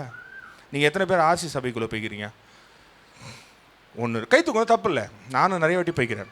ஏன்னா வெள்ளைக்காரங்களை கூட்டின்னு போய் சுற்றி காட்டுற வேலை எனக்கு அங்கே தான் கைடு வேலை. எங்கேருந்து சென்ட் தாமஸ் மவுண்ட்லேயும் என்னது சாந்தோம்லேயும் கைடு வேலை அங்கே தான் பார்ப்பேன். அங்கே இருக்கிற கைடை விட நான் நல்லா பார்ப்பேன். அங்கே போனீங்கன்னா அந்த பூசை தொடங்கிறதுக்கு லேட்டாக போயிட்டாங்கன்னா என்ன தெரியுமா பண்ணுவாங்க? முட்டிலே இருப்பாங்க. நான்லாம் ஷாக் ஆகிக்கிறேன். டேய், அந்த ஐயர் முடிக்கவே மாட்டாரு பாதரு. அவர் கல்யாணம் ஆயிருந்தால் தான் தெரியும் சீக்கிரம் வீட்டுக்கு போய் பொண்டாட்டி திட்டு வாங்காமல் இருக்கணும்னு. அவர் முடிக்காமல் அவர் பாட்டுன்னு பேசினே இருக்கிறாரு. நீவன் முட்டிலே இருப்பாங்க. சிலர்லாம் லேட்டாக வந்துட்டாங்க அல்லது எதனா உடன்படிங்கன்னா இங்கேருந்து அந்த தெரு முனை வரைக்கும் மண்ணிலேயே முட்டி போட்டு நடந்து போவாங்க. பார்த்துக்கிறீங்களா? அங்கே போய் மெழுகுவத்தி ஏற்றிட்டு முட்டிலேயே வருவாங்க. இனிமேல் லேட்டாக வரவங்களுக்கு நான் சொல்ல போகிறேன், அங்கேருந்து முட்டிலேயே இங்கே வாங்க அப்படின்னா ஒருத்தர் கூட வர மாட்டீங்க. அடுத்த வாரம் வருவீங்க, ஐபிஎல் பாஸ்டர் பார்த்துக்கலாம் அடுத்த வாரம் அப்படின்னுவீங்க.